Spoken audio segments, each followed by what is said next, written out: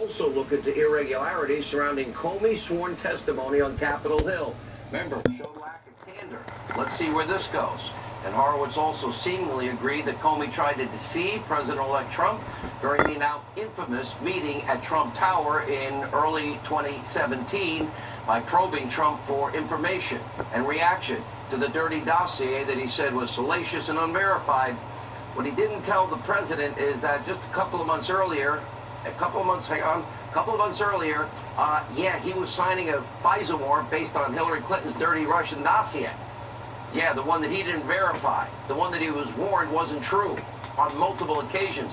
We know of 3. There may be as many as 5 or more occasions Comey and others were warned, don't trust Christopher Steele. And the fact that the president-elect, remember he told him in that Trump Tower meeting he was not the subject of an investigation, that was also a huge lie. And it was one of the many traps that Comey set in what was Operation Crossfire Hurricane. And a brand new book from Comey's former assistant says tonight his one-time boss recklessly bucked protocol in order to set up Lieutenant General Michael Flynn, as we've been telling you, saying, quote, we just decided, screw it. Well, remember Comey bragging about taking advantage of General Flynn. He sent his investigators to the White House to question him during the first few chaotic days of the incoming administration, day 4 to be specific. It was from the beginning a perjury trap, plain and simple. It's like a tag team. Andrew McCabe says, oh, you don't need a lawyer. And Comey says he did something he'd never do under the Bush or Obama administrations. And then sadly, and perhaps more importantly, a 33-year veteran of this country was told he didn't need a lawyer when he absolutely needed a lawyer. Is that how we now treat our veterans? That's how Comey, Mr. Super Patriot, he's treating an American war hero who served this country 33 years, 2 foreign wars. But the boomerang of justice, as we've been telling you, is now in full effect. Now in the coming days, weeks, pay very close attention because the next shoe to drop will be the IG's findings on FISA abuse. He signed 3 of the 4 warrants. That means Comey, the Inspector General's completed report, is now in the hands of the Attorney General, Barr, who, along with the FBI Director Wray, is reviewing this material for possible redactions. Now, Director Wray seems to be hesitant. He really does, in wanting to fix what is the greatest, the premier law enforcement agency in the entire world.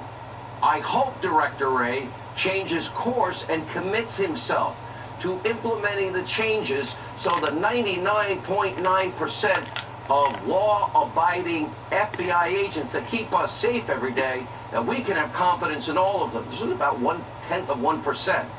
Now, the changes here he needs to look at are so we prevent the massive abuse of power, so it'll never happen again. Here with the very latest, Fox News contributor Sarah Carter, and also joining us, North Carolina Congressman Mark Meadows. Congressman Meadows, I think basically we have this all wrapped up. We have presented the evidence. He was warned, I know of 3 occasions. I am told as many as 5 occasions, Comey, about the dossier, the Russian dossier, being unverified. They were told ahead of time it was her dossier, not verified. He used it anyway as the bulk of information. So to me, that's premeditated fraud on a FISA court, denying one American his constitutional rights, but more importantly, spying on a presidential candidate, then transition team, then president. Well, Sean, what we do know is that there's been nothing consistent about James Comey's testimony, nothing consistent about the way he went about this investigation. The only thing that has been consistent is the fact that he was willing to break protocol relentlessly to go after this president.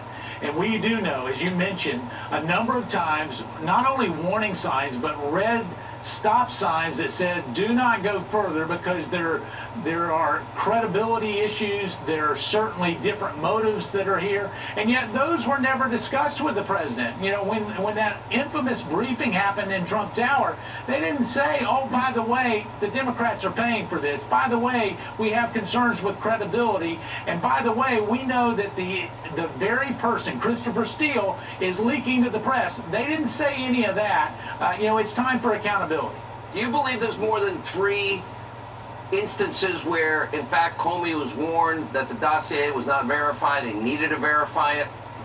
Well, I think there's more than 3 instances where Comey's team and certainly Director Comey either should know or did know that indeed that there was problems. So it's not just 3 times. Each time you go in, you start to see another layer of evidence that would suggest that this was nothing more than a calculated effort on behalf of some at the FBI. And you're right, 99% of our FBI and DOJ officials are great public servants. But this Director Comey set forth a very dangerous precedent that others seem to fall in line with, whether it's McCabe, Peter Strzok, or any of the others. Sarah, you have a piece out tonight about Comey's behavior as it relates to Horowitz is concerning, and the FISA report is being reviewed. Heretofore, the FBI director, the current director, Wray, well, he has not been particularly cooperative as it relates to FOIA requests that have been made by Judicial Watch and others. I find that very concerning. I would think his top priority is he wants to be the guy that cleans up the premier, the best law enforcement agency in the world. I don't see that action yet. No, the only way to clean this up is if Director Wray sheds light on everything that happened, exposes that to the sunshine and to the American people, and cleans out what happened at the Bureau so that it never happens again.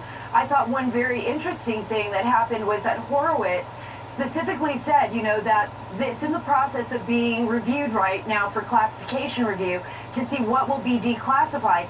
Then it will be turned back over to Horowitz. So once Barr and once Wray are finished reviewing the documents with their team, they'll turn it back over to Horowitz. At that point, Horowitz makes it very clear that then he can assess with his team what they've declassified, and if they feel they didn't declassify enough or maybe declassified one particular part that Horowitz thought shouldn't be declassified, he can go back and fight them on that. He can go back and actually discuss that with them and try to see if they could maybe review that process once more. So that's certainly available. This is the process we're in right now. It may take some weeks, Sean. It may take less than a week. We just don't know. Sean, let me hit one other thing that Sarah just. Listen, every single time that we've gone to the FBI, whether it was under the previous director or under this director, it has not been in a spirit of transparency that they've given us information. So it's incumbent upon the DOJ Attorney General Barr and John Durham to make sure that what is at the core of all of this gets declassified so that we don't hide behind this mystique of this classified in the secret room. So Sarah's right on that. It must be transparent for the American people to judge for themselves. It's not a conspiracy theory like the other networks. The evidence is overwhelming. It's irrefutable. It's incontrovertible. Now the question that the American people will see unfold before them will be answered. Do we have equal justice and application of our laws? Let's see what happens. Sarah Carter, Congressman Mark Meadows, North Carolina, thank you. And tonight, Comey is not the only disgrace.